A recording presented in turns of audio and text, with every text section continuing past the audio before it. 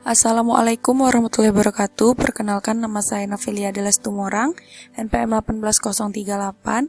Di sini saya akan menjelaskan tentang metode CBA atau Cost Benefit Analysis dalam menyelesaikan tugas ujian tengah semester mata kuliah Teknik Evaluasi Perencanaan.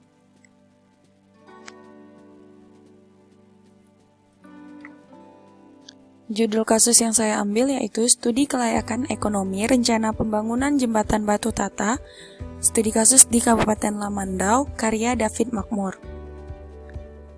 Pendahuluan, pembangunan yang telah dilaksanakan pemerintah Kabupaten Lamandau telah menunjukkan kemajuan yang cukup meningkat, baik dari aspek pembangunan ekonomi maupun infrastruktur.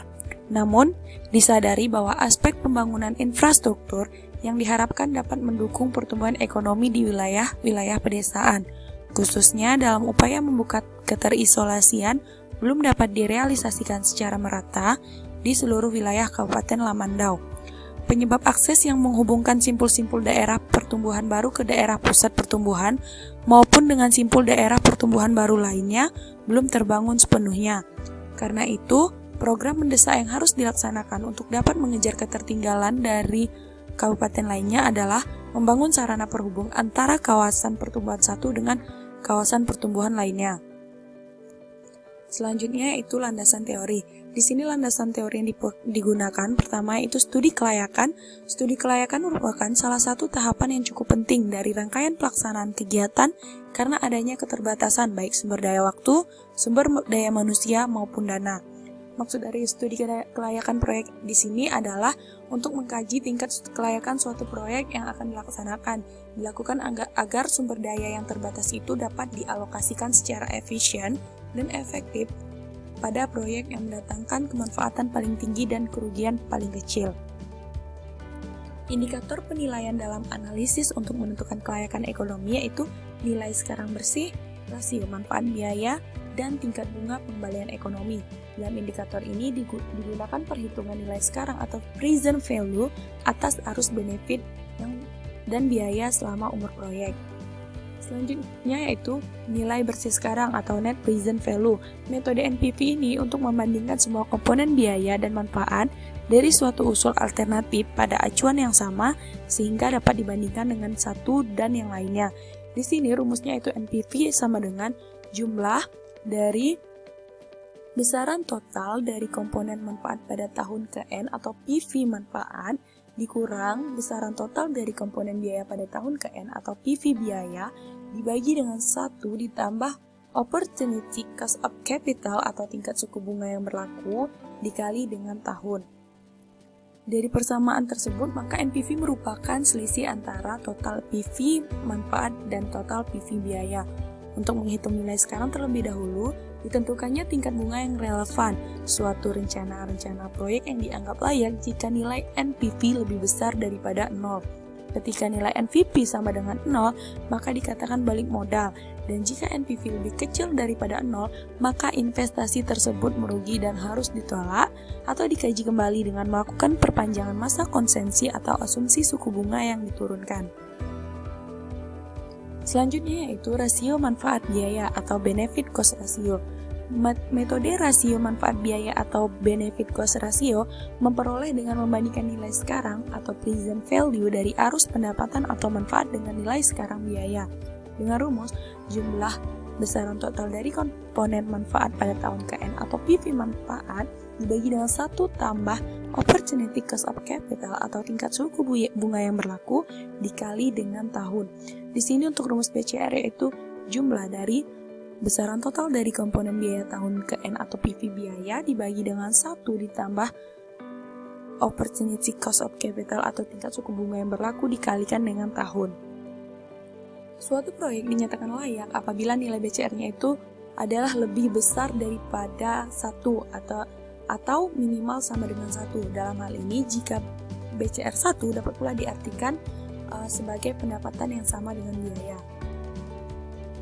Yang keempat yaitu tingkat bunga pengendalian ekonomi atau Economic Internal Rate of Return.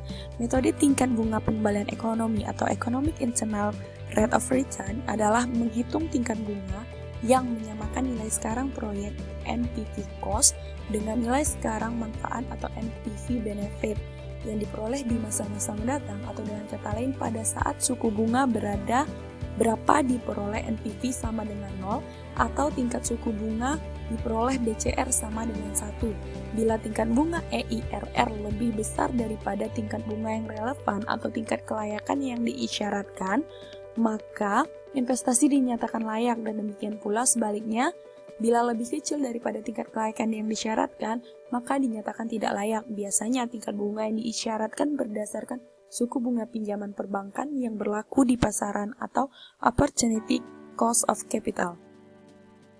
Pada biaya dan manfaat tahunan konstan, perhitungan EIRR dapat dilakukan dengan dasar tahunan, tetapi bila tidak konstan maka dilakukan dengan dasar nilai sekarang atau present value yang dihitung dengan cara trial and error menggunakan persamaan di bawah ini.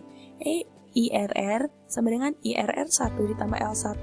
IRR sama dengan IRR ditambah NPV 1 per NPV 1 kurang NPV 2 dikali IRR 2 dikurang IRR 1. Untuk nilai NPV 1 di sini NPV-nya bernilai positif. Untuk nilai NPV 2, NPV-nya bernilai negatif. Untuk nilai EIRR 1 suku bunga pertama, EIRR 2 suku bunga kedua. Selanjutnya itu identifikasi biaya dan manfaat. Komponen biaya, cost, dan manfaat atau benefit merupakan faktor utama dalam analisis kelayakan ekonomi, sehingga perlu diidentifikasi untuk mengetahui apa saja yang signifikan dan apa saja yang tidak signifikan yang akan muncul selama masa pelayanan atau time horizon proyek.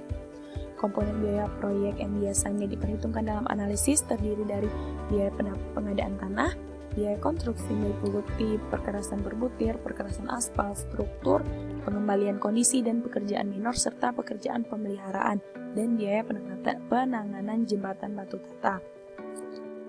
Selanjutnya yaitu biaya operasi kendaraan. Biaya operasi kendaraan atau BOK ini merupakan semua biaya yang diperlukan untuk mengoperasikan kendaraan melalui suatu kondisi lalu lintas dan kondisi jalan tertentu per kilometer jarak tempuh. BOK ini terdiri dari dua komponen utama, yaitu biaya tetap dan biaya tidak tetap. Selanjutnya yaitu nilai waktu uang. Untuk menghitung biaya dan manfaat suatu rencana proyek harus diperhitungkan nilai untuk waktu tertentu pada suatu mata uang. Hal yang sangat penting dalam nilai waktu uang ini adalah pertambahan nilai uang atau growth of money dan inflasi. Bila mempunyai sejumlah uang pada saat ini, kemudian uang tersebut ditabung atau diinvestasikan pada suatu usaha, maka akan mendapatkan bunga atau tambahan uang sebagai hasil usaha pada suatu saat yang akan datang. Pertambahan inilah yang disebut dengan pertambahan nilai uang. Adanya inflasi yang menyebabkan daya beli sejumlah uang pada saat ini lebih tinggi daripada daya beli uang tersebut di masa yang akan datang. Kemudian yaitu metode penelitian. Penelitian ini mengambil studi kasus kelayakan ekonomi pada proyek pembangunan jembatan batu tata Desa Parigi Raya, Kecamatan Bulik, Kabupaten Lamandau. Jenis data yang dibutuhkan antara lain yaitu data primer, meliputi data harga komponen kendaraan atau harga satuan bahan bakar, minyak perumas, ban baru, upah mekanik kendaraan baru, depresiasi, tingkat suku bunga, dan umur kendaraan, dan volume lalu lintas terbaru yang dilakukan melalui pengamatan langsung di lapangan, dan data sekunder yang meliputi profil Kecamatan Bulik dan Kabupaten Lamandau, data dan peta jaringan jalan, volume lalu lintas, tingkat pertumbuhan ekonomi, data biaya pembangunan jembatan baru tata, dan data terkait lainnya yang diperlukan. Metode analisis yang digunakan ini terdiri dari 3 analisis, yaitu analisis manfaat yang meliputi analisis pertumbuhan lalu lintas harian rata-rata atau LHR, kemudian analisis biaya operasi kendaraan, dan analisis nilai waktu perjalanan.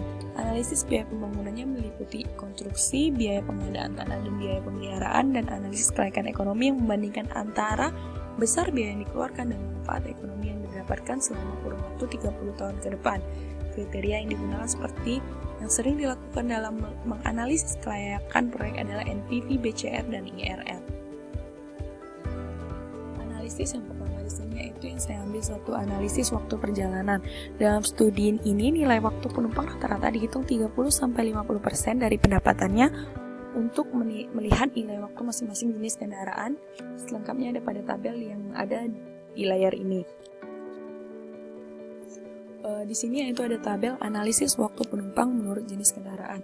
Di sini dapat kita lihat bahwa jenis kendaraan sedan itu memiliki nilai ekonomi perjalanannya 50%. Nilai waktu perjalanan per jamnya itu didapatkan dari nilai ekonomi perjalanan dikali NW atau nilai waktu. Nilai waktu ini bisa kita dapatkan melalui data PDRB per kapita dibagi dengan jumlah jam kerja dalam sehari. Contohnya pada Kabupaten Lamandau ini memiliki data PDRB per kapitanya pada tahun 2015 yaitu 49.750.000 dan jumlah jam kerja dalam setahunnya yaitu 2.100 jam.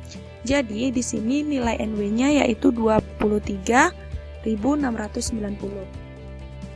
Kemudian untuk mencari nilai waktu perjalanannya ini yaitu nilai ekonomi perjalanan dikali dengan nilai waktu. Contohnya untuk sedan nilai waktu perjalanannya 50% dikali dengan 23.690 yaitu menghasilkan 11.845 jam. Kemudian yaitu jumlah penumpang rata-rata atau dan orang. Di sini jumlah penumpang rata-rata untuk sedan yaitu 3,3. Untuk nilai waktu penumpang per jam yaitu nilai waktu perjalanan per jam dikali dengan jumlah penumpang rata-rata. Contohnya pada sedan yaitu 39.088,50. Selanjutnya yaitu analisis biaya operasi kendaraan. Di sini dapat dilihat bahwa ini merupakan analisis biaya depresiasi dan bunga modal. Di sini untuk jenis kendaraan ringan mempunyai biaya depresiasi yaitu 1.169 per kilometer. Untuk biaya bunga modalnya itu 1.579 per kilometer. Untuk jenis kendaraan bus yaitu 861 per kilometer. Untuk biaya bunga modalnya yaitu 768 per kilometer. Untuk truknya itu 1075 per kilometer dan biaya bunga modalnya itu 959 per kilometer. Selanjutnya yaitu penghematan biaya pemakaian jalan. Penghematan biaya pemakaian jalan ini merupakan data untuk masing-masing jenis kendaraan pada tahun 2016. Untuk mendapatkan data penghematan biaya pemakaian jalan sama setahun itu harus dikalikan 365 hari. Selanjutnya yaitu analisis ekonomi. Dalam studi ini, analisis yang dilakukan dengan menggunakan satu kombinasi tingkat suku bunga yaitu 12%, laju inflasi dengan asumsi rata-rata inflasi Kabupaten Lamandau sebesar 7,9%, dan pertumbuhan kendaraan dengan tingkat pertumbuhan sebesar 3% untuk negara berkembang. Kemudian analisis ini didasarkan pada komponen biaya dengan menggunakan rumus PN sama dengan PO 1 tambah inflasi N kurang 1. Maka dapat dihitung proyeksi BOK dan penghematan biaya pemakaian jalan BBPJ untuk menentukan proyek manfaat selama 30 tahun. Ini merupakan rekapitulasi perhitungan analisa pembangunan jembatan Batu Tatal selama 50 tahun. Ini dapat dilihat pada tabel yaitu di sini ada tahun dan tahun sekarang dan tahun yang akan diproyeksi. Di sini ada pembebasan lahan, pembangunan, pemeliharaan rutin jembatan atau pemeliharaan jembatan secara berkala, total biaya, total manfaat, kemudian di sini ada nilai sekarang, nilai biaya dan manfaat. Di sini dapat dilihat bahwa di sini terdapat nilai NPV dan nilai BCN. Kemudian ini merupakan tabel perhitungan IRR pembangunan jembatan Batu Tatal. Di sini untuk menghitung biaya dan manfaatnya, di sini untuk menghitung biaya yaitu total biaya dikali dengan faktor bunga majemuk, dan untuk menghitung nilai manfaat yaitu total manfaat dikali dengan faktor bunga majemuk. Ini merupakan perhitungan IRR-nya dengan proyeksi 30 tahun ke depan. 50 tahun ke depan. Kemudian yaitu kesimpulan. Dari hasil perhitungan kelayakan ekonomi dapat disimpulkan bahwa pembangunan jembatan Batu Tatal tersebut layak untuk dibangun karena di sini mempunyai nilai net present value-nya dengan suku bunga 12%, yaitu didapat nilai NPV yang positif yang terlihat pada layar.